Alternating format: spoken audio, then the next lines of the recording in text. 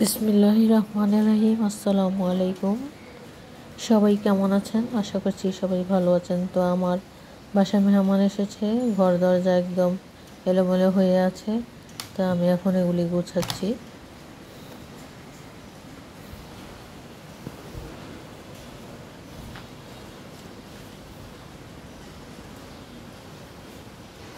তো গুছগাছ করে চলে যাব রান্নায়।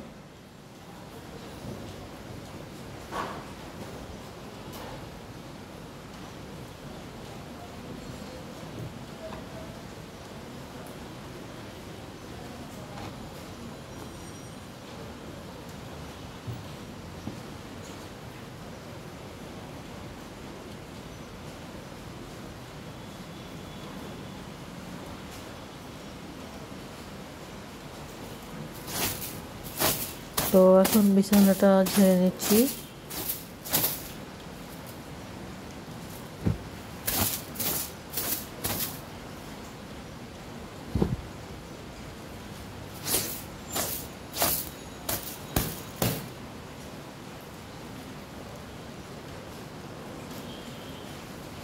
রান্নাঘরটা এলোমেলো হয়ে আছে, এখন ধুয়ে সব পরিষ্কার করে নিব।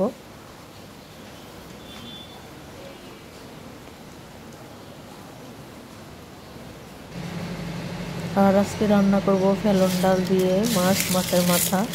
তো ফেলন ডালটাকে আগে থেকে ভেজে ভালো করে উপরে চামড়াটা ফেলে দিয়েছি। তো এখন মাছটাকে ধুয়ে নিয়েছি। তো বেশি মাছ দিব না, এখানে আমি একটা মাথা দিব আর 2 টুকরা মাছের টুকরো দিব। তো তার জন্য একটা হাঁড়ি বসিয়ে দিলাম। এবার দিয়ে দিচ্ছি সরষের তেল।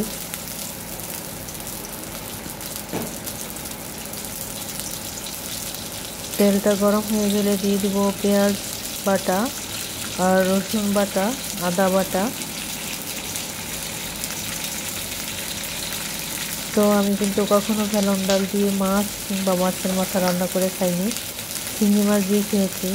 তো আজকে চিন্তা করলাম সবাই খায় শুনেছি, তো আজকে চিন্তা করলাম নিজে রান্না করে দেখি কেমন লাগে।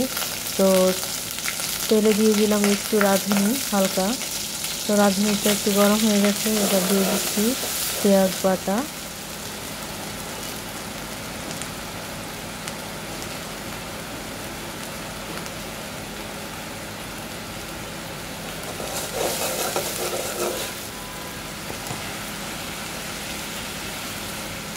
আর দিয়ে দিলাম রসুন বাটা। তো রসুন বাটাটা আমি অল্প করেই দিয়েছি।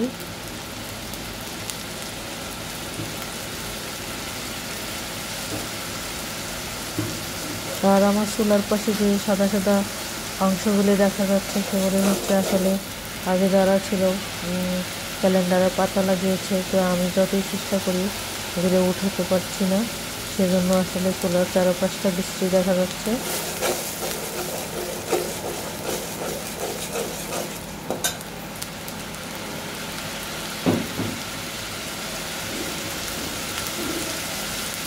তো পরিমাণ মতো সব কিছু দিয়ে এটাকে ভালো করে কষিয়ে নিব।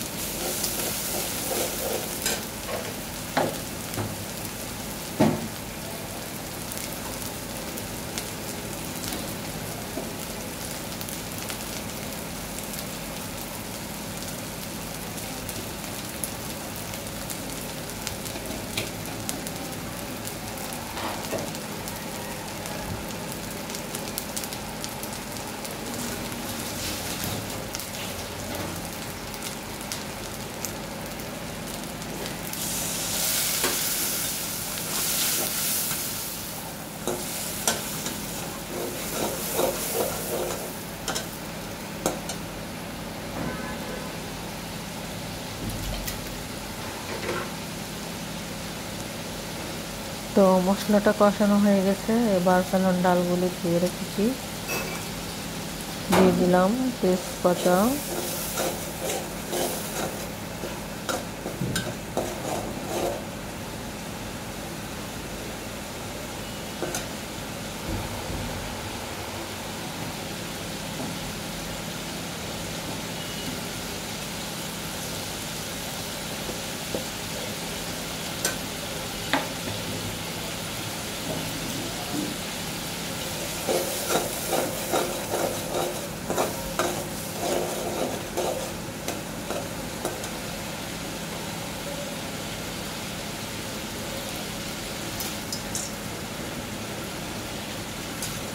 এবার ফেলন ডালগুলি ধুয়ে রাখা ফেলন ডালটা দিয়ে দিচ্ছি, দিয়ে এটাকে ভালো করে কষিয়ে নিব। তারপর ভাজা মাছগুলি দিয়ে দিব। তো অন্য চুলায় আমি মাছটা ভেজে নিচ্ছি।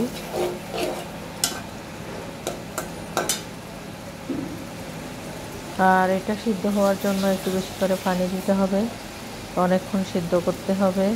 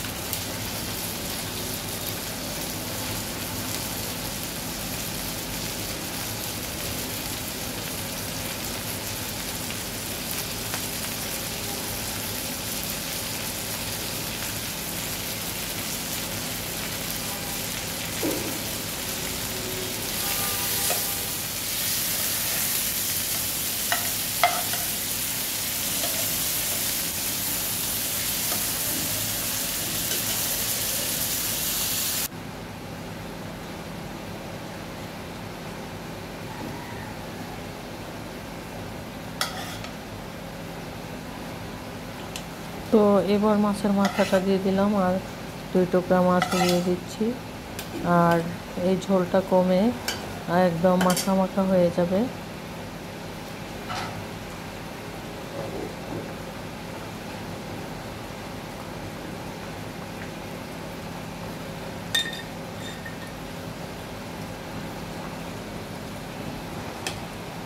তো এখানে একটু গরম মশলা দিয়ে দিচ্ছি।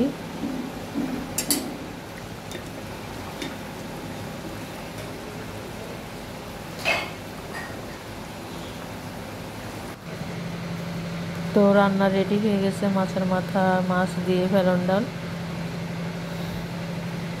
তো এখন চলে গেলাম চলে আসছি অন্য কাজে। এখন একটা ডিম ভেজে নিচ্ছি, 2-3টা ডিম ভেঙে নিয়েছি।